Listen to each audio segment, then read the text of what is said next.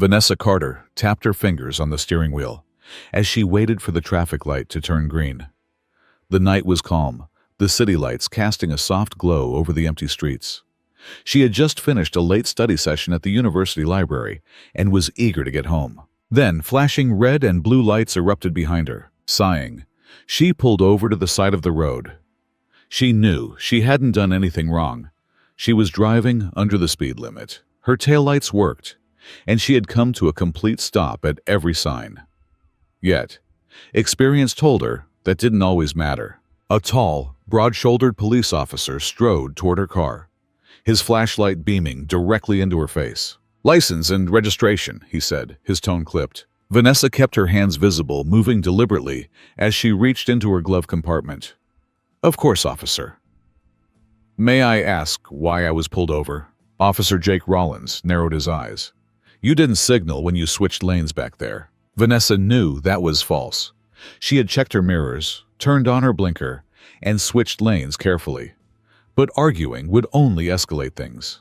She simply handed over her documents and kept quiet. Rollins studied her license for a moment. Then his expression darkened. "Vanessa Carter," he muttered. "That name sounds familiar." She forced a smile. "I have a common last name." Instead of returning her license and letting her go, Rollins took a step back and looked over her car. "Step out of the vehicle." Her breath caught. "Excuse me?" "I said step out of the vehicle. Now." Vanessa hesitated. "Officer." "Is there a reason?" "Don't make me repeat myself," he snapped, his hand hovering near his holster. Keeping her voice steady, she asked, "Am I being detained?" "You're being investigated for possible contraband in the vehicle," Rollins shot back. Her stomach tightened. "You don't have probable cause to search my car." Rollins smirked. "I don't need probable cause if I suspect illegal activity." Vanessa exhaled sharply. This was textbook racial profiling, and she knew it. She had heard stories like this her whole life, but she never thought she'd be living one. Her heart pounded as she felt the cold steel of handcuffs snap around her wrists. "Officer," she said, keeping her voice level, "I hope you know exactly what you're doing." Rollins chuckled as he tightened the cuffs. "Oh, I know exactly what I'm doing, sweetheart." If only he did. Because in mere moments, he was about to regret every single decision he had just made. Vanessa inhaled slowly, forcing herself to stay calm. She had been taught since childhood how to handle situations like this. Be polite, don't argue, don't make any sudden movements. But right now, it was taking every ounce of restraint she had not to snap. "Officer," she said evenly, "this is an unlawful detainment. I have the right to refuse a search if there is no probable cause." Rollins scoffed, gripping her arm tighter as he led her toward the hood of her car. "And I have the right to make sure I'm not dealing with a threat," he said, pushing her forward slightly. "A threat?" Vanessa repeated, her voice laced with disbelief. "I was sitting in my car, following your instructions. What exactly makes me a threat, Officer Rollins?" The way she said his name made him pause for a split second, but his scowl deepened. "You're questioning my authority, that's what, and that's a problem." She let out a humorless laugh. "So, because I know my rights, you see me as a problem? Do you even hear yourself right now?" Rollins' jaw tightened. He didn't like that she wasn't scared. He was used to people cowering, stammering apologies, not challenging him with calm, measured words. His grip on her shoulder hardened as he reached for his radio. "Dispatch, this is Officer Rollins," he said, his voice sharp. "Got a possible non-compliant suspect here. I need immediate backup." Vanessa stiffened. Backup. He was treating her like she was some kind of armed criminal. "You're seriously calling for backup?" she asked, incredulous. "For what? A routine traffic stop?" Rollins ignored her, his focus on his radio as a voice crackled through. "Copy that, Rollins. Units en route." A few bystanders on the sidewalk had stopped to watch, their murmurs growing louder. A woman pulled out her phone and started recording. Vanessa met her eyes, silently grateful. Rollins noticed and turned, his glare darkening. "Ma'am, put the phone away and move along." The woman didn't move. "She's done nothing wrong," she called out. "Why is she in cuffs?" Vanessa turned back to Rollins, her voice quiet, but firm. "You're making a mistake." He smirked, clearly enjoying his perceived control of the situation. "You think so?" "Yes," she said, locking eyes with him. "And you're going to regret it." Rollins chuckled. But there was a flicker of uncertainty in his eyes. He had no idea who he had just put in handcuffs. And soon the whole world would know. Rollins yanked Vanessa's arm, forcing her to turn as he snapped the cold metal cuffs onto her wrists. The sharp click sent a wave of anger and humiliation through her, but she kept her expression unreadable. "You're under arrest for obstruction of justice," Rollins announced, shoving her forward slightly. Vanessa let out a bitter laugh. "Obstruction of justice? Are you serious?" "Refusing to cooperate with a lawful order is a crime," he shot back. "Unlawful order," she corrected, her voice calm but firm. "And you know it." The small crowd of onlookers grew, murmurs turning into full-blown outrage. More phones were raised, capturing every second of the arrest. "This is racial profiling," a man shouted from the sidewalk. "She didn't even do anything," another woman yelled. Rollins ignored them, his grip tightening on Vanessa's arm. He wasn't going to let some mouthy girl and a bunch of nosy bystanders undermine his authority. "Officer," Vanessa said, her voice level despite the anger burning beneath it. "You have no idea who you're messing with." Rollins smirked, leaning in slightly. "Oh yeah? And who exactly are you supposed to be?" Vanessa held his gaze, her expression unreadable. "You'll find out soon enough." Just then, a police cruiser screeched to a stop behind them, backup arriving. Two more officers stepped out, looking between Rollins and Vanessa. One of them, a black officer named Martinez, immediately recognized her and froze. "Rollins," Martinez said cautiously, eyes darting between Vanessa and the cuffs on her wrists. "What's going on here?" "Non-compliant suspect," Rollins said dismissively, "had to be restrained." Martinez's face paled as he turned back to Vanessa. "Miss Carter?" Vanessa gave him a knowing look, saying nothing. Martinez swallowed hard, turning back to Rollins. His voice dropped, urgent and tense.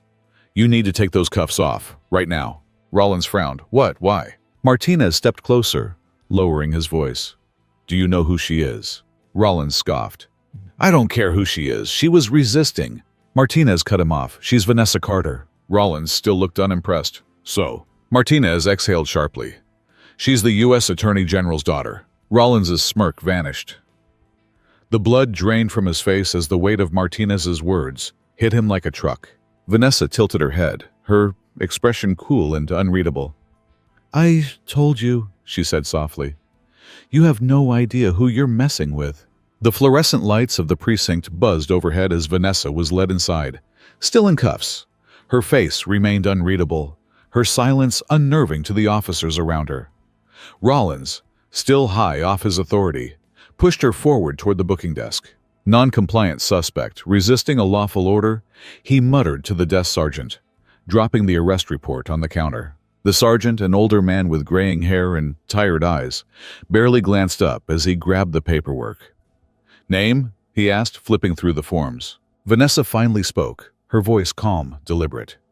"Vanessa Carter." The sergeant's pen halted mid-signature. His eyes snapped up to her face, scanning it as if trying to confirm the impossible. His jaw tightened. "You said Carter?" His voice wavered slightly. "That's right," she said, tilting her head slightly. "Vanessa Carter." A thick silence settled over the room. Martinez shifted uncomfortably beside Rollins, who was still oblivious to the gravity of the situation. "Something wrong, Sarge?" Rollins asked, his tone laced with impatience. The sergeant exhaled through his nose, pressing his lips together in a thin line before he turned slowly toward Rollins. His eyes held something between disbelief and barely contained fury. "You absolute idiot," he hissed under his breath. Rollins blinked. "What?" The sergeant gritted his teeth, rubbing his temple as if trying to ward off a migraine. "Vanessa Carter," he said through clenched teeth, "is the daughter of William Carter." The name alone sent a chill through the room. Rollins frowned. "And who the hell is—" The sergeant slammed his hand down on the desk. "The U.S. Attorney General, you moron!" Rollins paled. His mouth opened, then closed. His fingers twitched at his sides. No, that can't be right." The sergeant exhaled sharply, muttering a curse under his breath. "Jesus Christ, Rollins." He looked back at Vanessa, his expression carefully neutral now. "Miss Carter, please accept my apologies for this oversight." Vanessa raised an eyebrow, her expression betraying no emotion. "An oversight," she repeated. The sergeant swallowed. "I'll get the captain right now." He all but sprinted away, leaving Rollins standing there, his entire body stiff with the crushing weight of his mistake. Martinez looked at him with a mix of pity and dread. Vanessa, still impossibly composed, turned to face Rollins. The same cop who had dragged her out of her car, ignored her rights, humiliated her on the side of the road, now stood before her, pale and sweating. She leaned in slightly, voice as smooth as silk. "I told you," she murmured. "You have no idea who you're messing with." Officer Jake Rollins sat stiffly outside the captain's office, his pulse hammering against his ribs. The precinct, which had felt like his kingdom just an hour ago, now seemed suffocating. The walls closing in around him. The door creaked open. "Get in here, now!" Captain Briggs's voice was like gravel, sharp and unforgiving. Rollins swallowed hard and stepped inside. Briggs, a seasoned officer with decades in the force, sat behind his desk, arms crossed. His face was carved into a deep scowl. Standing beside him was the precinct's legal advisor, a woman in a crisp suit, her expression unreadable. On the desk, a monitor displayed paused footage, grainy but damning. The video from a bystander's phone. Rollins felt the blood drain from his face. "Sit," Briggs ordered. Rollins did as he was told, his hands clenching into fists on his lap. Briggs leaned forward. "Do you have any idea," he growled, "what you've just done?" Rollins licked his lips, forcing himself to stay composed. "Sir, She was non-compliant. She refused a simple request." "Non-compliant." Briggs barked out a laugh, but there was no humor in it. He jabbed a finger at the screen. "That's not what the footage says. That's not what the witnesses say. You escalated a situation that should never have been more than a routine stop." Rollins's chest tightened. "Sir, Briggs cut him off. "Shut up!" Silence choked the room. The legal advisor finally spoke, her voice even but firm. "Officer Rollins, do you understand that you arrested the Attorney General's daughter without cause?" Rollins opened his mouth, then shut it. He could feel sweat beading at the back of his neck. "This isn't just about who she is," she continued, her tone edged with restrained anger. "This is about what you did. Racial profiling, unlawful search attempt, excessive force. If this were anyone else, we'd still have a serious problem. But this?" She gestured to the screen. "This is a nightmare." Briggs exhaled sharply, rubbing his temple. "We're releasing her immediately." Rollins felt his stomach twist. "Sir, if I could just—" Briggs slammed a hand on the desk. "You think you're gonna talk your way out of this?" He pointed to the monitor. "The whole damn country is gonna see this footage in a few hours. You just made us the face of everything wrong with law enforcement." Rollins's throat went dry. I didn't know who she was." Briggs's eyes darkened. "And that's supposed to make it better?" Rollins had no answer. The door swung open again. The desk sergeant stepped in, giving a small nod to the captain. "She's being processed for release now." Briggs didn't look away from Rollins. "Go clean out your locker," he said coldly. "I don't want to see you in uniform again until Internal Affairs finishes their investigation." Rollins sat there, frozen. "I said get the hell out of my office." He shot up, fists clenched, shame burning under his skin as he stumbled out. The legal advisor shook her head in disgust before following the captain toward the holding area. Vanessa Carter was about to walk free, and Rollins knew his career would never be the same. The first news report aired just before sunrise. By noon, it was everywhere. Police officer arrests Attorney General's daughter, unlawfully. Cable networks played the footage on an endless loop. Officer Jake Rollins yanking Vanessa Carter from her car, twisting her arms behind her back as she protested. Her voice sharp but controlled. The video from a bystander's phone showed the scene from another angle. The unnecessary aggression, the way Rollins had grabbed her before she could even finish speaking. By evening, the protests had begun. Outside the police department, a growing crowd gathered. Signs demanding justice for Vanessa bobbed above a sea of outraged faces. Chants of "no more profiling, no more abuse" rang through the streets, punctuated by the rhythmic beat of hands pounding against cardboard signs. Inside the precinct, Rollins sat frozen in front of a television screen, watching his own downfall in real time. His face, stern and unyielding in the footage, was now the face of unchecked racial bias in American policing. News anchors dissected his every movement. Legal experts debated whether he'd violated Vanessa's constitutional rights, and activists condemned the entire department for allowing officers like him to operate unchecked. The department's phone lines were flooded with calls, some furious, some demanding immediate action, others from reporters sniffing for more details. The mayor had already issued a public statement, calling the incident deeply concerning and promising a full investigation. The governor followed with an even stronger statement. The Department of Justice was monitoring the situation closely.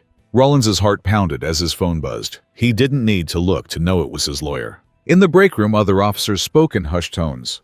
Some had already distanced themselves from him. Others, those who once laughed at his offhand comments about certain types of drivers, now avoided his gaze. He was toxic, and everyone knew it. A sudden explosion of cheers from outside made him flinch. He knew what it meant. Vanessa Carter had spoken. On screen, she stood at a podium, microphones surrounding her like spears. Her face was composed but firm, her voice carrying the weight of someone who had seen this play out too many times before. "This is bigger than me," she said. "This is about the countless black men and women who don't have an attorney general for a father. The ones who get arrested, assaulted, or worse, without a single camera to record it." Rollins clenched his jaw. He barely heard the rest of her speech. His eyes drifted to the news ticker at the bottom of the screen. Breaking. Police chief to hold press conference. Possible disciplinary action against Officer Rollins expected. His stomach twisted. The city wanted a scapegoat, and he was it. The press conference was scheduled for 10 o'clock a.m. By 9:45, every major news outlet had its cameras set up outside the Department of Justice headquarters. Reporters whispered among themselves, some checking their phones for updates, others exchanging notes on what Attorney General William Carter might say. Inside, Carter stood before a mirror, adjusting his tie. His face was calm, but his eyes burned with quiet fury. His daughter was safe, but that didn't erase what had happened. If anything, it only reinforced what he had known for years. This country's justice system was still deeply flawed. At exactly 10 a.m., he stepped up to the podium. "Good morning," he began, his voice steady, unwavering. "Before I say anything else, I want to acknowledge something very clearly. What happened to my daughter, Vanessa Carter, should never have happened. But more importantly, it should never happen to anyone." The crowd was silent, hanging on to every word. "My daughter was lucky," he continued. "Lucky that cameras were rolling. Lucky that her last name carries weight. But what about the millions of black Americans who don't have that protection? The ones who face unnecessary traffic stops, unlawful searches, and excessive force every single day." A murmur spread through the reporters. Cameras flashed. "This is not just about one officer or one department," Carter said, his voice rising.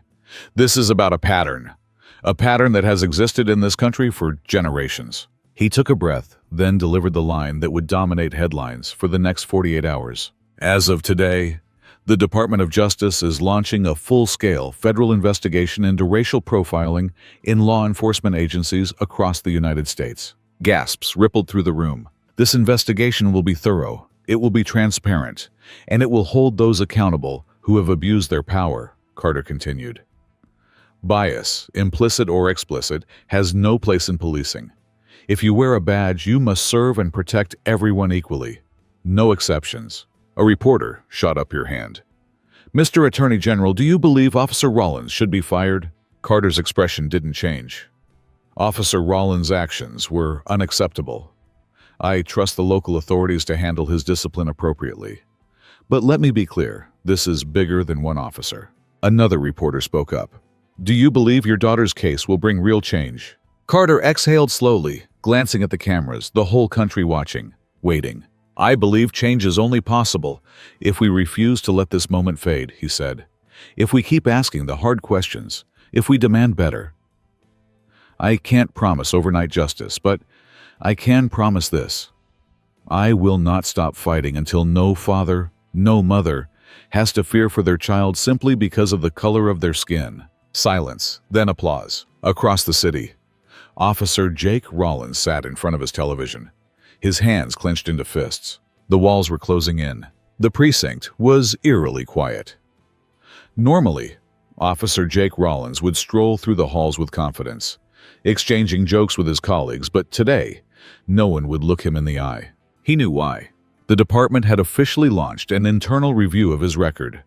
That meant every complaint, every questionable stop, every use of force report, things he had long assumed were buried, were now being dragged into the light. Sitting in the interrogation room, not as a cop, but as a subject of investigation, Rollins clenched his fists under the table. The two internal affairs officers across from him were stone-faced. They had just handed him a folder, thick with documentation. "Officer Rollins," one of them said, "can you explain why your name appears in over a dozen civilian complaints, all involving Black or Latino drivers?" Rollins swallowed hard. "Look, people complain all the time. That doesn't mean I did anything wrong." The investigator didn't flinch. Maybe. But in several of these cases, there were allegations of unnecessary escalation. The problem is, these complaints never went anywhere. And now we're asking why. Rollins scoffed. "Because people like to play the race card." "Careful," the second investigator warned, his voice sharp. He slid a specific complaint across the table. "Take this one. 2 years ago, you stopped an unarmed Black teenager, Jamal Patterson, on his way home from school. You claimed he fit the description of a robbery suspect, but the description in the report only listed Black male, late teens. No height, no clothing details, nothing." Rollins shifted uncomfortably. "I was following protocol." "Really?" The investigator flipped the page. Because the body cam footage, what little of it wasn't mysteriously corrupted, showed you forcing him to the ground before even asking for his ID. Rollins said nothing. The investigator continued. "And this isn't the only case. Several minority drivers have accused you of aggressive behavior during stops. One woman stated you pulled your gun on her after she already complied. Another man said you handcuffed him for looking suspicious while standing outside his own house. And let's not forget Vanessa Carter, the reason we're even sitting here today." Rollins clenched his jaw. "If there was real evidence of misconduct, I would have been disciplined before now." The second investigator smirked. "You think so?" He leaned forward. "Let me tell you what we did find. Officers covering for you, reports misfiled or lost, supervisors marking complaints as unsubstantiated before a proper review. Seems like you had a lot of protection." Rollins felt a chill crawl up his spine. His fellow officers, his so-called brothers, were no longer shielding him. "Look," he said, trying to keep his voice steady, "I was just doing my job. Maybe I was a little hard sometimes, but this whole thing is blown out of proportion. The media's making me a villain." The lead investigator closed the file. "No, Officer Rollins, you made yourself the villain." The words hit harder than Rollins expected. Across the precinct, officers who had once defended him were staying silent. Some whispered behind his back. Others outright avoided him. The thin blue line wasn't protecting him anymore. For the first time, Jake Rollins felt truly alone. The precinct was in chaos. Reporters crowded outside, their cameras rolling, as protesters chanted for justice. Inside, Officer Jake Rollins sat in the captain's office, his face burning with humiliation. Across from him, Captain Donnelly glared, his hands folded tightly on his desk. The silence was suffocating. "Effective immediately," Donnelly finally said, his voice cold. "You're suspended, pending further review." Rollins stiffened. "Captain, you can't be serious." "Oh, I'm very serious," Donnelly cut him off. He threw a stack of printed reports onto the desk. "I just got off the phone with Internal Affairs. You're lucky it's just a suspension for now." Rollins glanced at the paperwork. Copies of civilian complaints, evidence logs, and a memo from the district attorney's office demanding an inquiry. His stomach twisted. "Look," he said, forcing himself to stay calm. "This whole thing is being blown out of proportion. I was doing my job." "Your job," Donnelly scoffed, shaking his head. "Your job was to enforce the law fairly. Instead, you abused your badge, escalated situations that didn't need escalating, and now you've dragged this entire department into a firestorm." Rollins's hands clenched into fists. "So that's it? You're just throwing me under the bus?" Donnelly leaned forward. "You think I want to do this? You think I enjoy having my officers investigated by the feds? But you left me no choice. The body cam footage, the complaints, the patterns, they all tell the same story. Rollins opened his mouth to argue, but the words caught in his throat. He had always assumed that no matter what, the department would protect its own. But now they were cutting him loose. "Turn in your badge and gun," Donnelly said. "You're dismissed." For a long moment, Rollins just sat there, frozen. He had spent years believing he was untouchable, that whatever he did on the job could be justified. But now, the weight of his actions was crashing down on him. Finally, with trembling hands, he reached for his badge, unpinned it from his uniform, and placed it on the desk. His gun followed. As he stood to leave, he cast a final glance at Donnelly. "You really think this will change anything?" he asked bitterly. "You think this department is clean?" Donnelly exhaled sharply, rubbing his temples.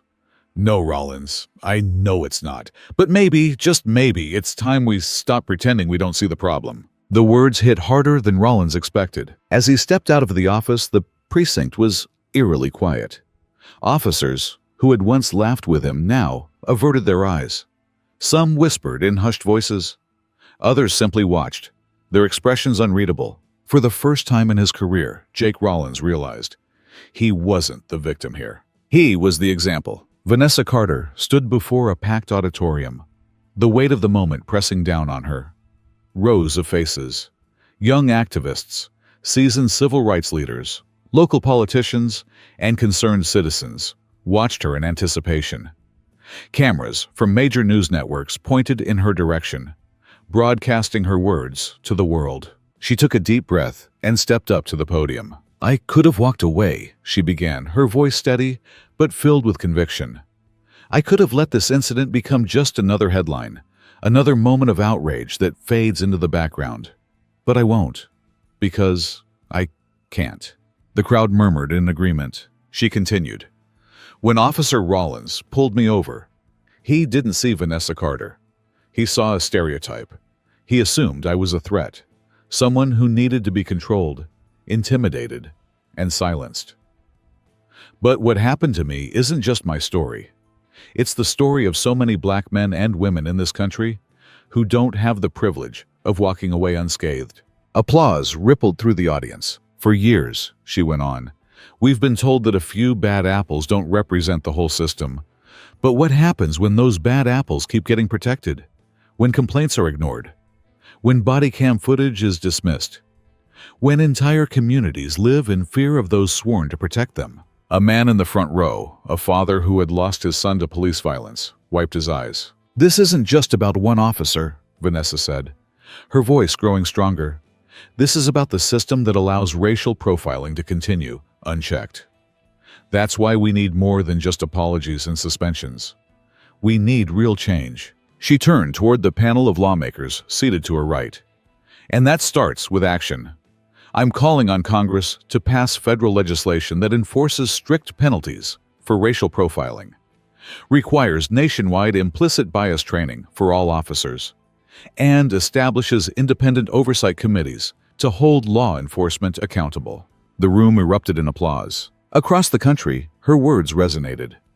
Her speech went viral within hours, shared across social media with hashtags like #JusticeForAll and #End Racial Profiling. Interviews followed. CNN, MSNBC, even an invitation to appear on Good Morning America. But Vanessa wasn't interested in fame. She wanted change. She traveled to town halls in cities with high rates of police misconduct, listening to community members share their pain. She met with lawmakers on Capitol Hill, urging them to take action. She worked alongside activists who had been fighting this battle long before her viral moment. And slowly, momentum built. Legislation that had once stalled in committee was revived. Police departments across the country faced mounting pressure to implement reform. Even officers, those who had long stayed silent, began speaking out against corruption within their own ranks. Meanwhile, in a quiet neighborhood on the outskirts of town, Officer Jake Rollins watched Vanessa's speech from his living room. The words stung, not because they were unfair, but because they were true. For the first time, he was forced to ask himself a question he had spent years avoiding. Had he ever really served and protected anyone but himself? The Department of Justice's new mandate sent shockwaves through law enforcement agencies nationwide. Mandatory racial bias training, stricter accountability measures, and independent review boards to investigate complaints. Some officers saw it as necessary progress. Others saw it as an attack. Protests continued across the country, but this time, there was movement. Departments that once resisted change were now forced to adapt. Police unions scrambled to respond, torn between protecting their own and recognizing the undeniable shift in public sentiment. At one police precinct in Washington, D.C., Vanessa Carter stepped into a conference room filled with high-ranking officers. The air was thick with tension. Some leaned back in their chairs, arms crossed, skepticism written across their faces. Others listened intently, their expressions unreadable. Vanessa met their gazes one by one. "I'm not here to villainize you," she began, her tone firm but even. "I'm here because I believe change is possible. But let's be clear, change isn't optional anymore." Chief Daniels, an older white man with decades in the force, cleared his throat.